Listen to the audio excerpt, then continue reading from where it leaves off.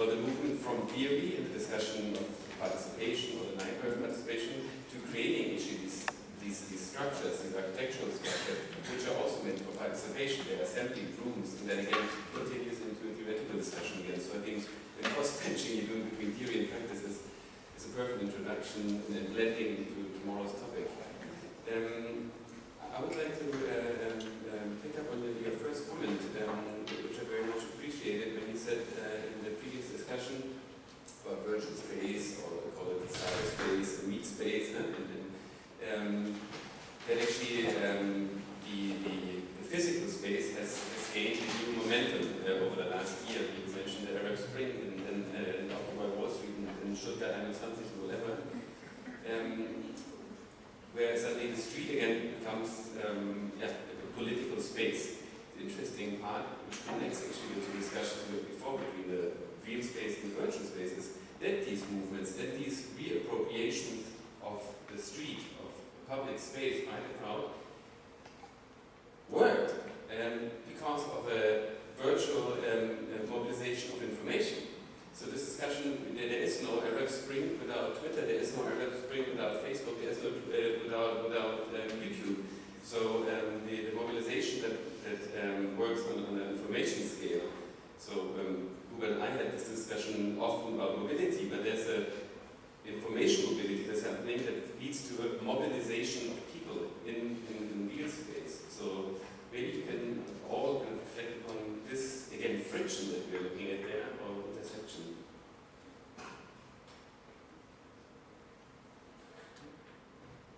Okay. I mean, what I find actually really interesting about is that, for me, it's mainly about infrastructure, actually. So all these kind of virtual tools, let's call them, they're obviously fantastic in terms of communicating, and I think in that sense, as an infrastructure, they're super important. But I think there's something else, which is the physical, and especially, of course, in an urban context, the kind of spatialization of these forms of protest is super important. And of course, also the choice of site in these urban contexts, because it couldn't have happened, I don't know, in Woodstock or on a kind of field of grass, but it had to be placed very specifically in that context and in that also political climate. Yeah, just in terms of what I was talking about, the ultimate reference was always, of course, a material environment and real bodies and in space who were in effect the targets of the forms of management and control. So even if the technology was being developed for environmental simulation, the referent was always real insurgencies in physical spaces. I think it's not only a new phenomenon, but actually what I wrote down here are some of the other strange anomalies. Not only the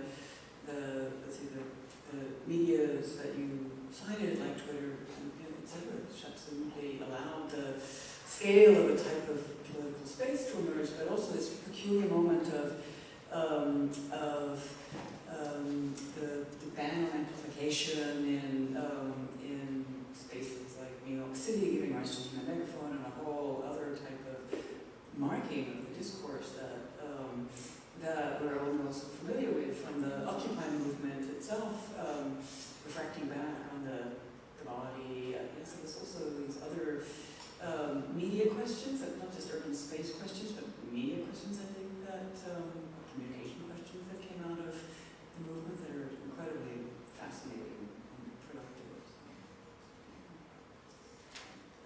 I guess I'd want to tackle that one in terms of thinking conceptually, in a sense, or theoretically, given that's the theme of this session, and to think, I think that even to start to talk about space is quite a difficult thing to do, because there's already a discussion according to different languages that we speak about what the terms mean. I realise that we haven't even kind of begun to talk about the difference between space, place and site, for example, or space and place, and which terms privilege.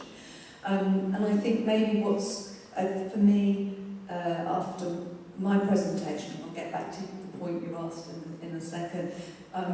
The things that came out of both your presentations for me dealt with the fact that we don't have tactic or strategy, we don't have representation or performance, that we're constantly operating in a coexistence of a number of different spatial practices or spatial entities. And likewise, I don't think it's the digital, the virtual, or the real space. It's the coexistence of the two. And the way that they coexist is often, to a certain degree, usually in terms of attention. And also what becomes really interesting, increasingly, are the mechanisms for one thing to become another.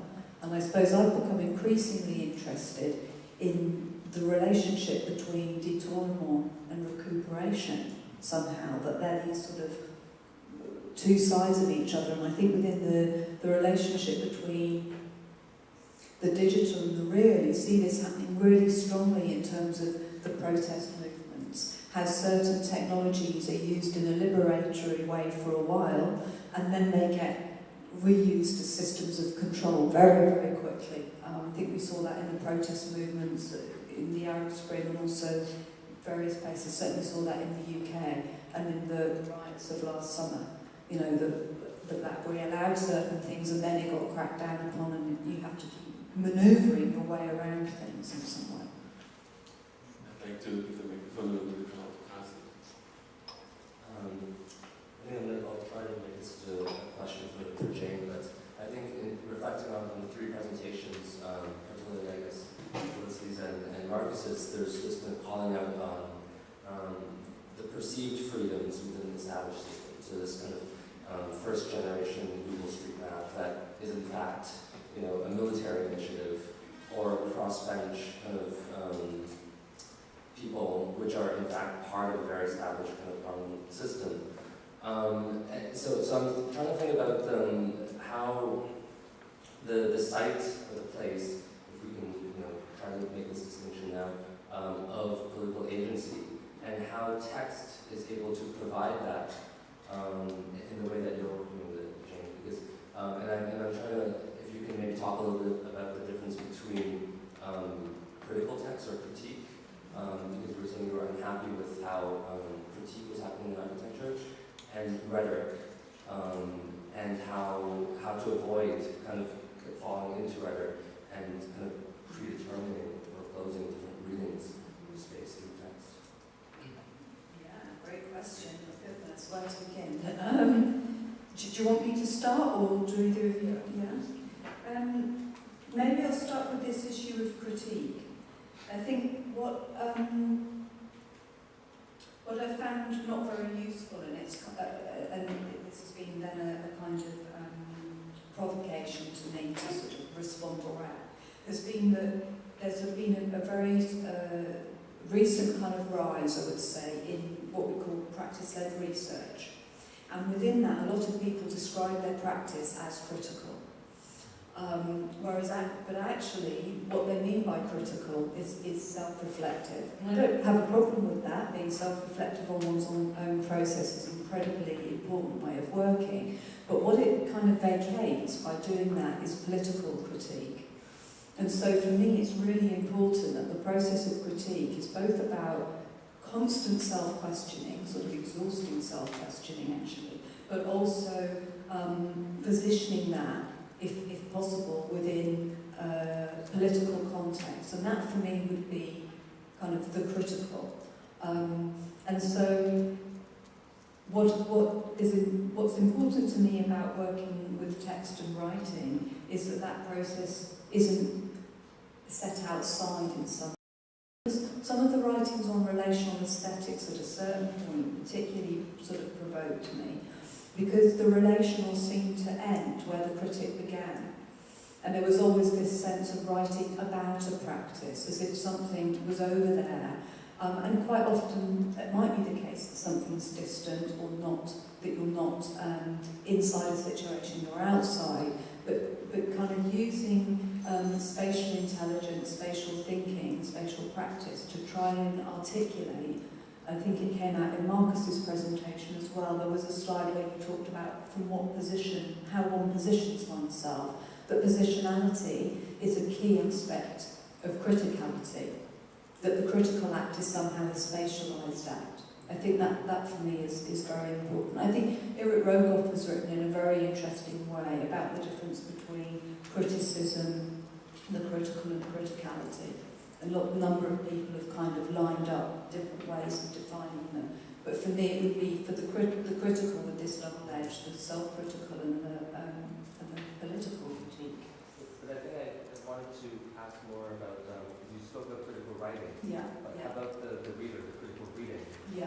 And how does the critical writing allow for critical reading? Yeah.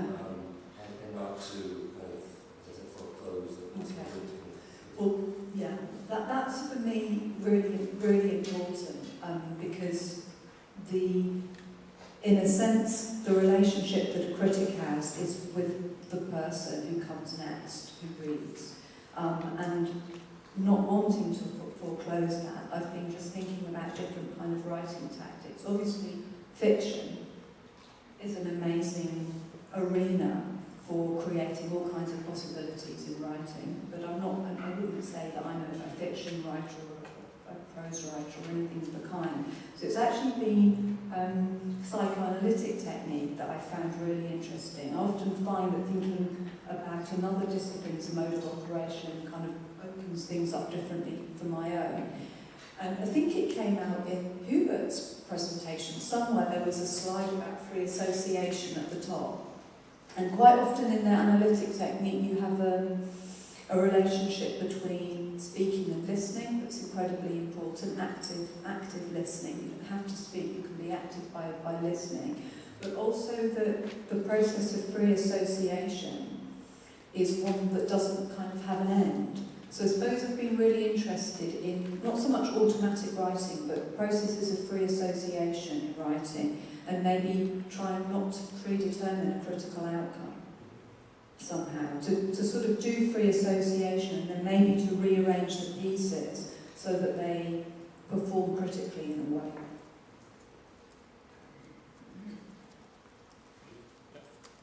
Yeah, I just want to pick up a little bit on Carson's point about the critical and subjugating to the rhetoric. I don't know, Markus, have you seen the biennial in Berlin yet? Have you been? No? Part, right. I'm just, I'm having a hard time describing this biennial. I'm usually pretty patient with these kind of large events because I understand the complexity and the political forces that operate on such a big event. You know, it's not an easy process. I understand that, but this biennial has been, calling it a disaster or a failure is almost too good. It's almost gives it too much the benefit of the doubt. The only description I can come up with is absurd, simply because it has only proven to me that you cannot stage protest. That protest cannot possibly be curated. And this is what it has been the only productive aspect of this biennial. And so my question, and this is why I like your presentation specifically, Markus, because I think you were quite careful of distinguishing between assembly and staging discourse, which is not the same as staging protest. And so I think that was very interesting, and I would like to hear more, if possible, from all of the three of you, Markus. Yeah, I think we could probably have a kind of evening-filling discussion about the biennial, but maybe we should do that later with the year. But yeah, I agree that of course you can stage it, and also, just the gesture of relocating the Occupy camp into Kunstuniversität, it's difficult to talk about, I think. But maybe as a kind of slight detour, but I hope that to a certain extent it also answers your question. I've had lots of kind of people telling me off for my writing or me talking about participation in a particular way, because of course my view on participation is very conservative. It's basically a kind of, essentially if you want to turn it into a kind of, if you want to talk about it very negatively, it's almost from a business kind of point of view. So it's a very entrepreneurial approach, but not from a kind of financial background, but entrepreneurial in the sense that you, as an individual, have to assume responsibility and force yourself into a particular context, which of course is very different from what I described as this kind of getting people around the table. Now, Lukas mentioned, for example, Stuttgart 21 as an example, and I think this is actually a brilliant example to show, at least from my point of view, how this issue of participation is really being misused, and also how it's super romantic in the way that it's being staged. Because I'm not so sure about how it's set up in different countries, but for example in Germany there's a hardcore legal procedure about public projects to take place. And if there's a public project on the scale of the train station in Stuttgart, for like years and years there was a possibility, actually a legally designed possibility to participate. So this is like totally normal when it comes to these architectural projects on that kind of scale. But of course, that kind of participation, which is actually the participation that most people mean when they talk about participation, is actually a process which is slow, it's boring, it's hard work, it takes years. And nobody wants to do it. And what really pisses me off, to be really blunt about it, is that you then end up with these kind of protest events, like the kind of, basic big party. Of course, I mean, I'm slightly over-exaggerating, and of course there's also very good intention in the actual thoughts that are being put on the table, but I don't think they've been put on the table 6 years too late without thinking about it, but a lot of them were aware that if you had to go through these formalized processes, it of course takes a long time, but there would have been possibilities to interact. So I think, talking about participation is a very difficult one, and certainly I think also to come back to the biennial, it's not the role of an artist to be an activist, I'm sorry. I mean, you can if you want, but... I very quickly, I think that this is, I've never seen such a clear definition of what art is not because of this event. There's one of these Russian activists from Voina who they're absolutely very productive group, and they, and protests in their countries are far different business than protesting in this country, because over there you get in jail. It's not like, well, it's a very different situation, but when it's imported into this biennial condition, and then you see these images of this woman wearing a t-shirt that says art is resistance. Resistance to what? For me, art has absolutely nothing to do with resistance. In fact, art is transformation. And so, for me at least, and so I guess that the point is that I think that that's the only productive aspect of this biennial in that sense, and I agree with you that it's not what you're saying. I have a small anecdote maybe to add to that brings these together, which is your question reminded me of the problems around the 14th Triennale in Milano in 1968, where Giancarlo Giancarlo, identifying with the events of May in Paris, like literally simulated a street scene replete with overturned cars and burnt out televisions and pavement stones and things like that.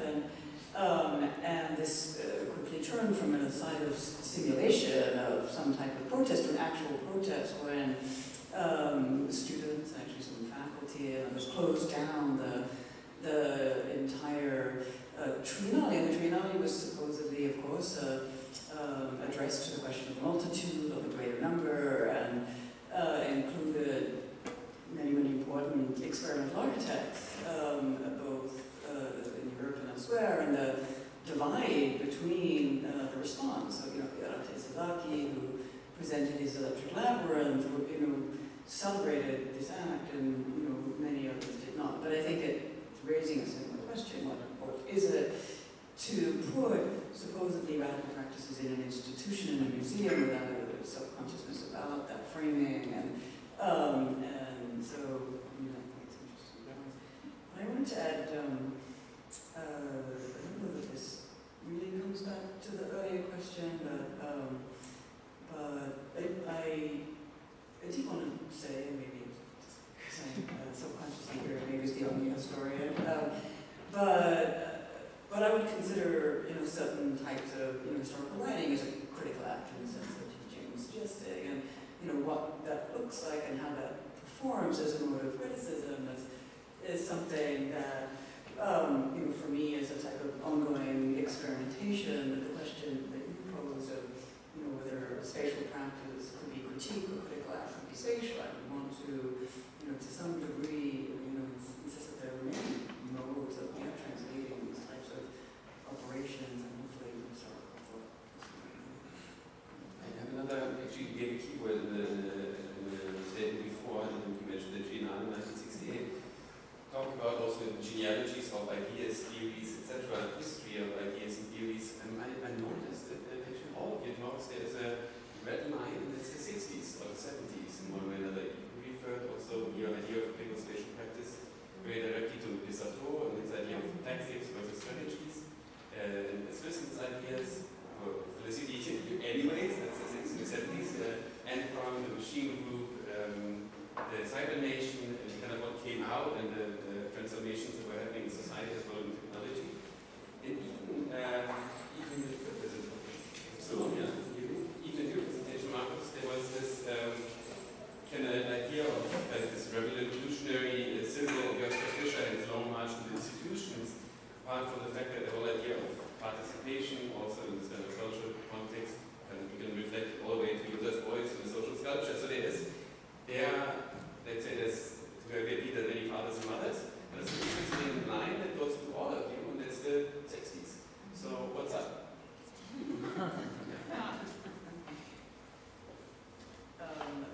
don't know if myself is candidate for that question, but I've already found myself pointing this out to a couple of people today that I'm a historian of that period, that's what I work on, but beyond that, the sorts of material that I look at from within that period is typically motivated or chosen by the way in which it resonates with contemporary issues. And hence the brief allusion during my talk to occupy, and actually in almost each of the chapters of this book, there's a specific type of articulation with a contemporary geopolitical crisis or a sort of political question that is disturbingly haunted by the 60s. And so it's not just a celebration of something like the protest movement. I think it's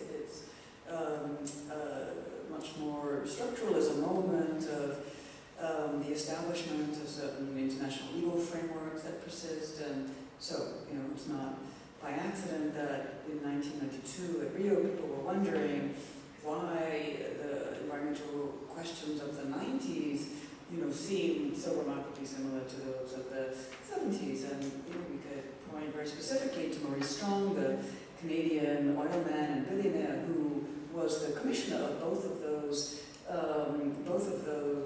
United Nations conferences, and who established the first as a way of structuring relations between the first and the third world to ensure ongoing access to resources by, in these recently liberated countries. And so, I think there are many types of reasons that the contemporary is haunted by the 60s and 70s, and that they look different in each case, but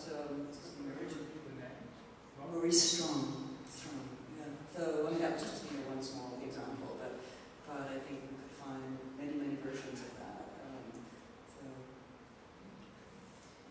Yeah, no, I think there are many reasons. I mean, some might be linked to the age of the people writing them as well, and what those moments mean, because in a sense they could be, I don't know, I think you two might be younger than me, but moments of youth in a sense. So there might be something of that in terms of personal life cycle, but I would also kind of want to stress, when some of those examples are used as tools to admire or whatever, it's always important, I think, to critique them and to understand them under the conditions through which they were originally produced. And I think that's why history writing, the historical project, is such an important project, because in kind of listening to your talk, I thought it's so important to understand this quite deeply, not as a kind of surface knowledge knowledge, but a very deep knowledge to kind of understand where things might have gone wrong, what might have worked, in order to influence the contemporary moment. That's not to say that history should be teleological, that we should only be writing it in order to use it for what's helpful now, but I guess in the sense of history painting, it's a way of understanding the past in order to inform the present in some way. And I kind of want to link that to your question, Lewis, about, I've not seen the Berlin show that you're describing, but you were saying that there's a kind of problem about staging discourse, or The entire biennial is about staging protest. Staging protest. Yeah. So I think I'm not sure about this specific example, but I think that the idea of staging can be useful if it's done in a reflective way. So in the sense of projects maybe that Markus was showing, which shows so strongly the importance of kind of configuration for the ability to speak or be heard or not speak, but also the sense of representing something can, if it's dealt with in a subtle way, make you understand something more. So in a sense, history in some way is a representing, and the exact decision you make about what to study, how you present it, becomes absolutely key. That's why I was trying to differentiate between the staging discourse and protest. I think these are different things. I mean, actually, if we use these two, then move comes in very interestingly again, because then you can really think of it as something that's antagonistic versus something that's agonistic, and where basically the staging of protest, that would of course be the antagonistic one, but to me at least it doesn't really seem that it's trying to set up some form of conversation. I mean, it's a statement, which is also of course fine, but I don't know, for me it's just difficult to understand the ulterior motive. Ulterior motive of? The ulterior motive of setting it up that way, like in Berlin. Yeah, right, correct, exactly. And maybe, actually I have also one question or like a comment for you, which is that, for example, within my own practice, somehow it's all one thing, like sometimes it's writing, sometimes something else, sometimes physical stuff. But so in your talk at some point, you said that there was a moment when you decided to, let's say, move more towards writing, which also had to do with a certain frustration. Maybe I misunderstood, but can you explain a little bit more about this frustration?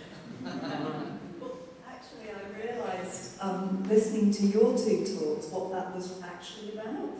Because I thought it's interesting that I've chosen to focus on these kind of sole authored projects as if I'm in some kind of bubble, being able to work on my own and not to talk about any of the edited work that I've done.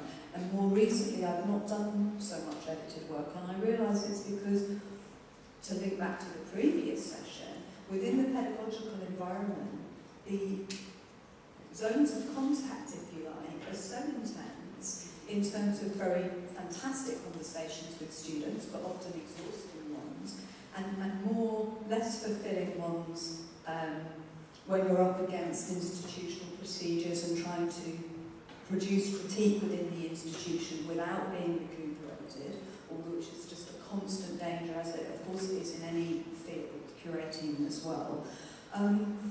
That there was a certain moment where I guess I wanted to not be involved in a collaborative project for a time, and that writing provided, in a very romantic way, a kind of more private space, even though in each of the projects there are always encounters with artwork, sometimes with the artists, often with the editors or curators. I wasn't having to take responsibility for the project in some way. It allowed me to be a bit freer, I think, and therefore to pursue a more experimental type of writing. In a way, kind of transposing from design into writing, you don't have to deal with fire eggs and damp-proof course, and that can be a relief sometimes. But you have to, there are other issues that come up with writing. It's not a free space at all. There's more tensions. More questions before we get Martha, and then Jane, I appreciated that comment because I have a question. When artists work, they often